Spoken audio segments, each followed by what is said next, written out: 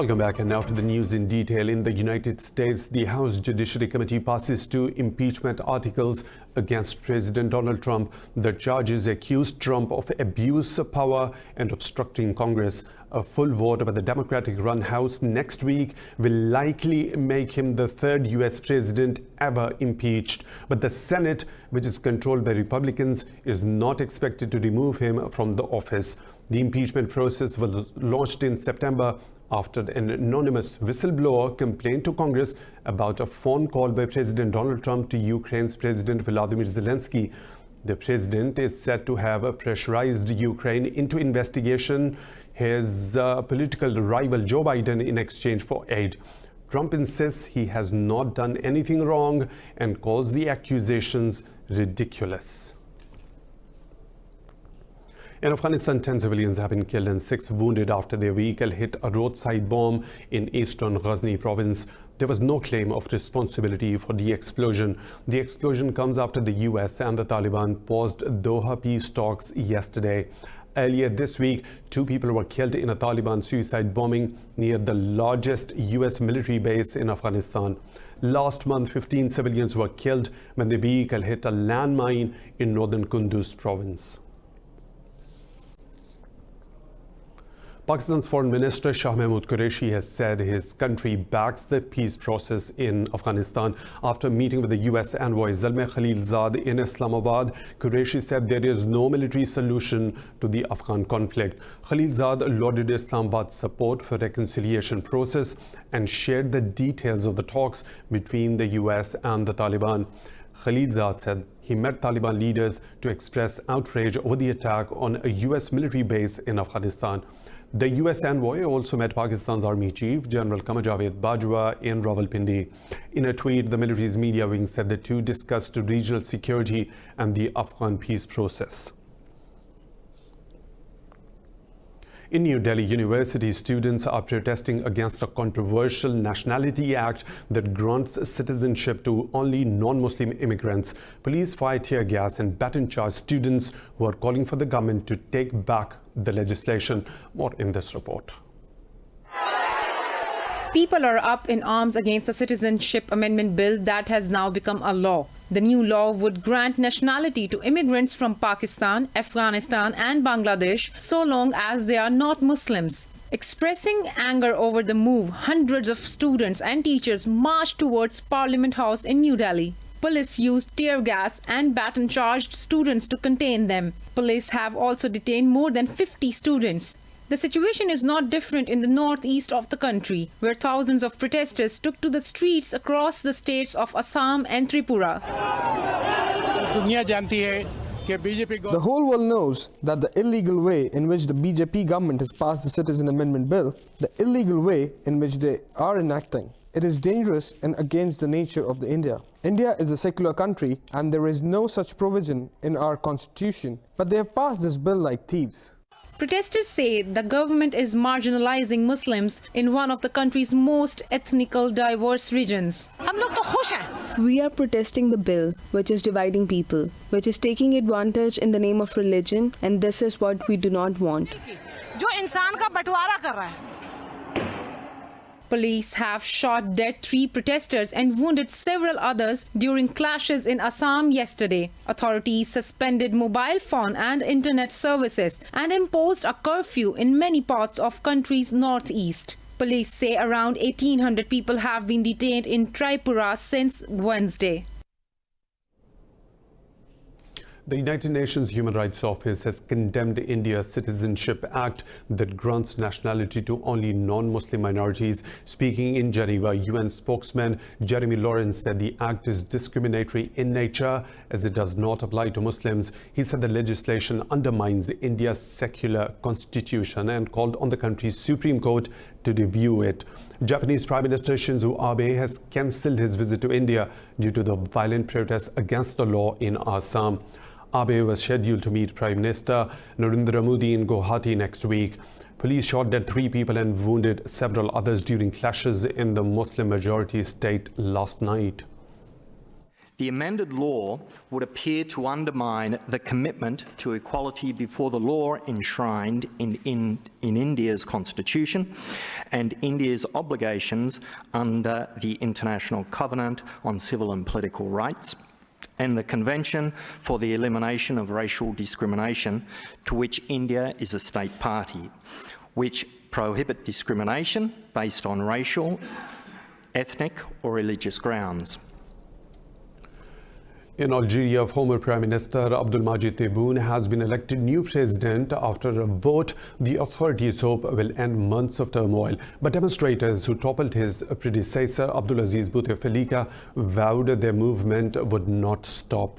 Protesters see the elections as an illegitimate sham intended to keep the old ruling elite in power. The Election Commission said Tebboune took 58% of the vote, while the final voter turnout was 40%. The Commission said some 9 million Algerians took part in the election. In Libya, Prime Minister Fayez al-Sarraj says Eastern Commander Khalifa Haftar's forces have not advanced towards Tripoli. His statement came a day after Haftar asked his forces to advance towards Tripoli for the final battle for the capital. More in this report. Libya has been in turmoil since the civil war in 2011 toppled longtime ruler Muammar Gaddafi. He was later killed by the rebels. In the chaos that followed, the country was divided with a weak UN-supported administration in Tripoli and a rival government in the east aligned with Khalifa Haftar. Responding to the recent warning by Khalifa Haftar, Libya's Prime Minister Fayez al-Sarraj dismissed the threats as lies. He said talks are scheduled between both parties in mid-April to end the conflict. We were on the verge of meeting for talks together in mid-April in Ghadames to discuss a future that unifies us and about dreams that we all share of a nation filled with peace, stability, safety and security. This is our message. In April, Khalifa Haftar's forces launched an offensive to capture Tripoli. According to United Nations, at least 200 civilians and more than 2,000 fighters have been killed since then. The fighting has also displaced some 146,000 people. The United Nations says Chile's police and army have committed serious human rights violations to quell recent mass protests. In a report, the UN Human Rights Office said the violations should be prosecuted. UN Mission Chief Emma Guerres Delgado said the police used excessive and unnecessary force in response to the demonstrations. Delgado said more than 1,600 protesters remain in detention. Earlier, Chile's lower house rejected a move to impeach President Sebastián Piñera. He was accused of failing to safeguard human rights during weeks of rioting. 26 people have been killed since protests over a rise in metro fares began in October and quickly spiraled out of control. Former Bolivian President Evo Morales has arrived in Argentina and been granted refugee status. He had previously been in Mexico, where he was granted asylum after he resigned in November under pressure from the army. Argentine Foreign Minister Felipe Solá says Morales has come to stay. He said the government wants a commitment from Morales not to make political statements in Argentina. The former Bolivian president's arrival comes 2 days after new Argentine President Alberto Fernandez was sworn in. The UK general election, the Conservative Party has won a majority with 365 seats. Britain's Prime Minister Boris Johnson says the electoral victory has ended the threat of a second Brexit referendum. Details in this report. Britons have voted for the second time in 3 years to decide the government of their country. And once again, the Conservative Party has emerged as the largest party, but this time they won more seats than in the last election. The Tories' victory has finished any hopes of the UK not leaving the European Union. Johnson has repeated his wish to leave the EU with or without a deal. With this mandate and this majority, we will at last be able to do what? You've been paying attention. Because this election means that getting Brexit done is now the irrefutable, irresistible, unarguable decision of the British people. Meanwhile, European Council President Charles Michel said he hopes for a quick British parliamentary vote on Britain's withdrawal from the bloc. I would like to congratulate the Prime Minister of the UK, Boris Johnson, with his victory, and we expect as soon as possible the vote by the British Parliament on the withdrawal agreement. It's important to have the clarity as soon as possible. We are ready. The European Union will negotiate in order to have a close cooperation in the future with the UK. The Council President said the EU was ready to negotiate a free trade agreement with Britain, but called on London to work in good faith. For more on this, we are joined by our correspondent Lucy Huff from London. Lucy, Conservatives win largest Commons majority in the UK election since 1987, giving them an ample chance to get Brexit done by the 31st of January. What was the deciding factor in their landslide victory? I think you mentioned it just there. It was that very simple, very clear slogan, get Brexit done. Boris Johnson and his team took a major gamble at the start of this short 5-week campaign, this snap poll for a winter general election, the first December election in nearly a century, to go really and make this a single issue campaign, Brexit at the heart, almost a second referendum. But Jeremy Corbyn, the opposition leader, was offering a very different picture, a period of yet more negotiations, a second referendum, perhaps no Brexit at all. But it's clear that the electorate rejected that message, and it has Boris Johnson has seen huge swathes of the North and Wales fall to his party. A clear mandate for that message that the electorate wants Brexit to be sorted, for an end to the political paralysis that has consumed the UK in the last 3.5 years since our vote to leave in 2016. But Boris Johnson, we were hearing in that clip, he has not an easy task ahead of him. He now has the task of getting his deal through the House of Commons, probably the easiest part of the next few months for him. But then those complicated trade negotiations with the EU that can start once that withdrawal agreement bill has been passed in the House of Commons. That won't be easy. There is a tight timetable. Boris Johnson will have to negotiate the sort of trade deal that he wants to achieve, whether Norway plus, Canada plus, whether he's willing to deregulate aspects of our financial sector. He'll be looking at the issue of Northern Ireland trade. So there is a number of issues on the table, as you say, urges from the EU, from the bloc, to get this initial start of the process done as quickly as possible so those complicated trade talks can begin. Okay, Lucy, Scottish nationalists made huge gains in the election that could spell the breakup of the United Kingdom. Earlier at the 10 Downing Street, Prime Minister Boris Johnson said that we look forward to unite the whole country and unleash the potential in future. How do you think will Prime Minister Boris Johnson tackle this challenge of keeping the country united? I think he's got his work cut out for him, as he does in aspects of the Brexit deal as well. He is looking at a hugely divided nation.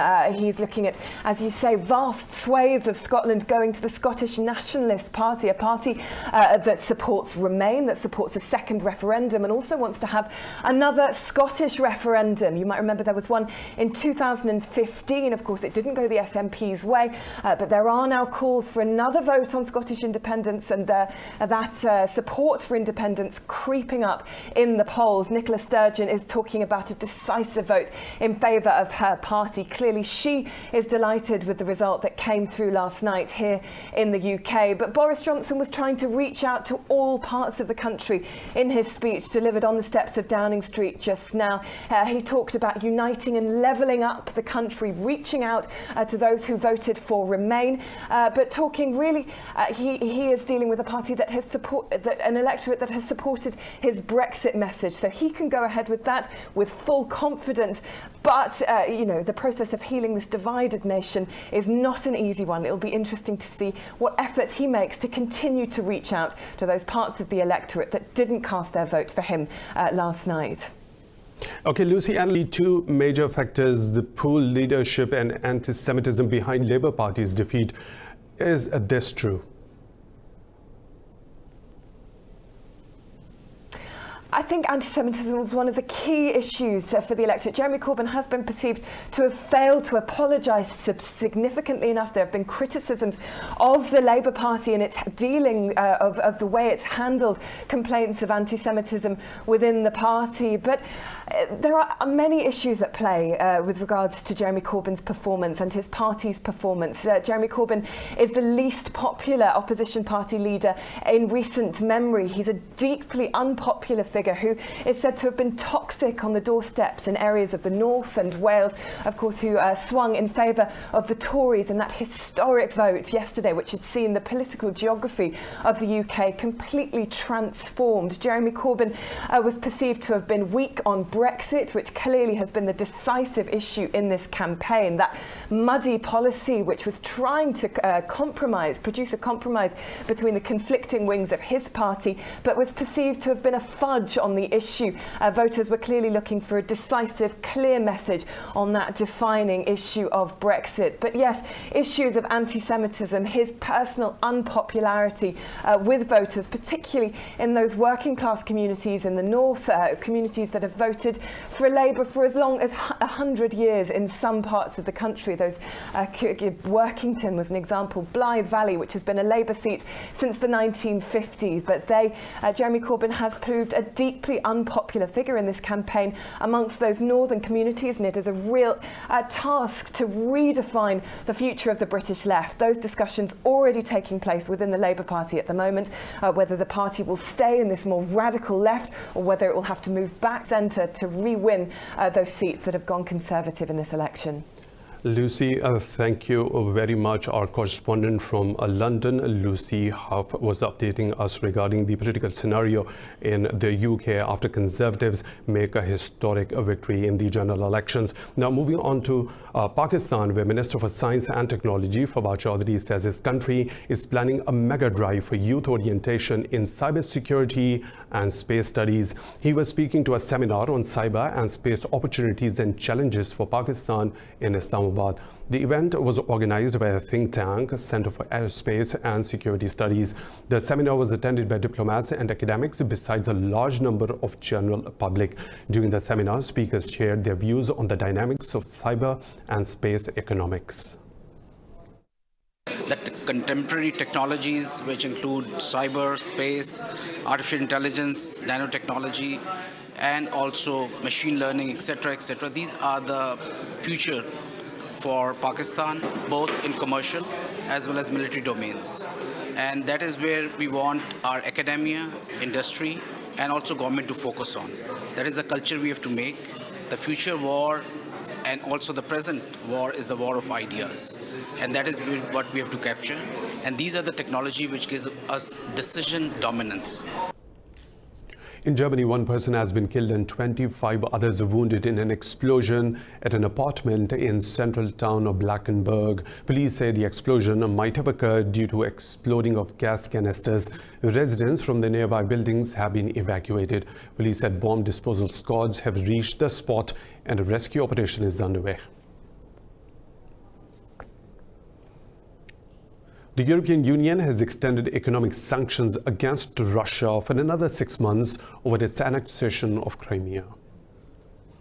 Spokesman for the President of the European Council, Barend Leitz, said the sanctions extension was decided by EU leaders after a meeting in Brussels. The sanctions were set to expire in January and will now be in place until the end of July 2020. The measures were first implemented in 2014.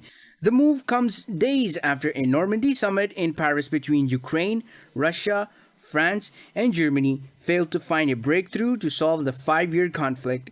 The restrictive sanctions target Russia's energy, financial, and arms sectors. The EU has said the measures will only be eased if Minsk's ceasefire deal signed by Moscow and Kyiv in 2015 is fully implemented.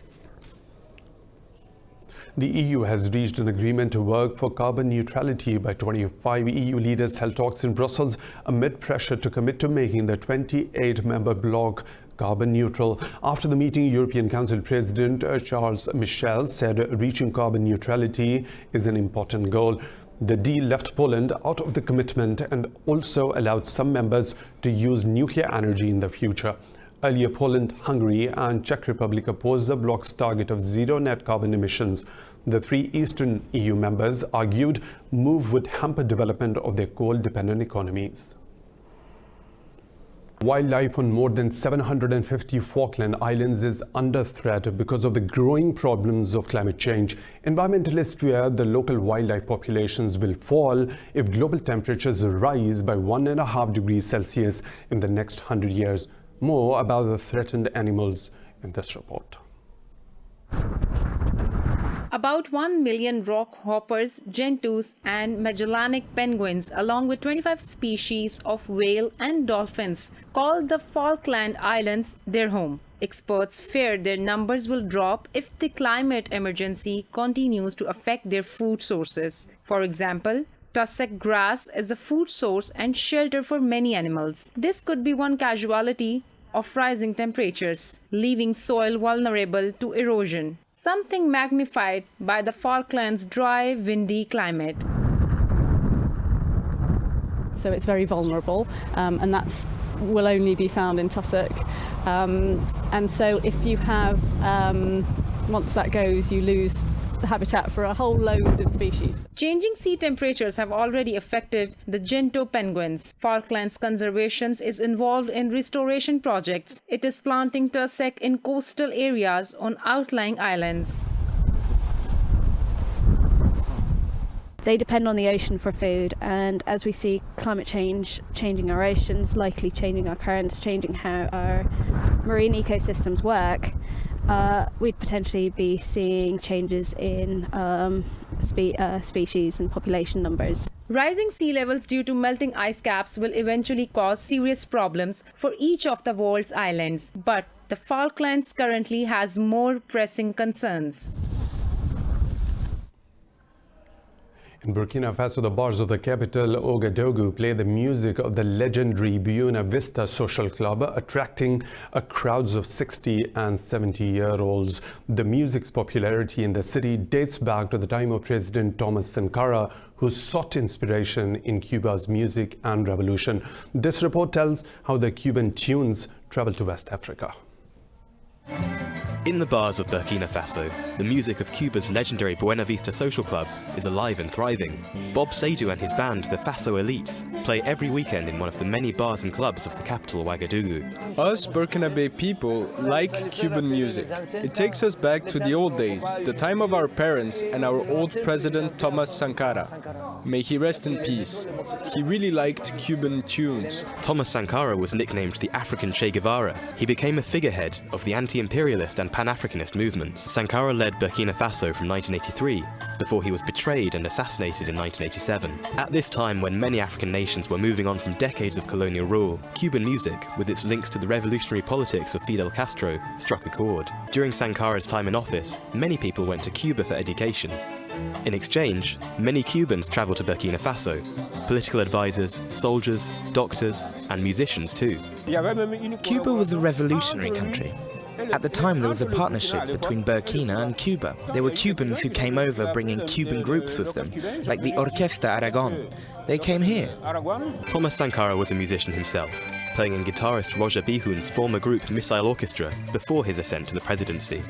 Together, they made music halls and bars sway to their Afro-Cuban rhythms. The tunes we played with him were written by Jonas Pedro and others. There were some Cuban pieces that we wrote here, mixing it in. We were good at Congolese music, Cuban, Mandinka, and Guinean tunes. The country recently observed the 32nd anniversary of Thomas Sankara's death and remembered this music-loving leader, a figure from a time when the worlds of music and politics were more intertwined than ever.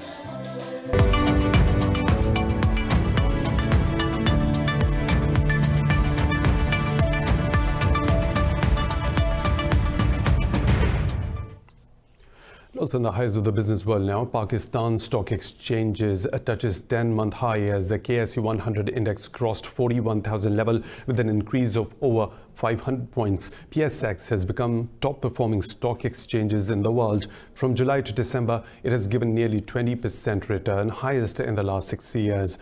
According to Bloomberg's World Equity Index rankings, the KSE 100 index became the 6th best performing markets since July. It provided returns of over 8% on investment. Credit rating agency Moody's slashes India's GDP forecast to 5.6%, lower than 7.4% growth in 2018.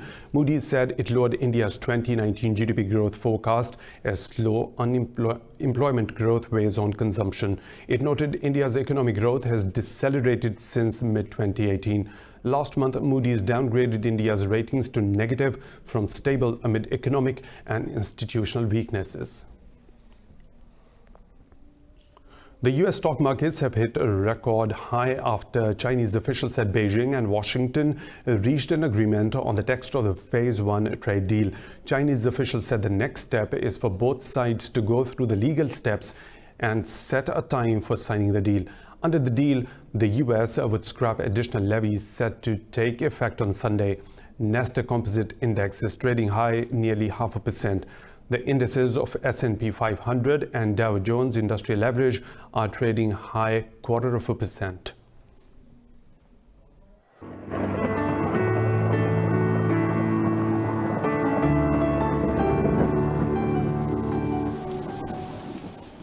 Another weather situation from around the globe.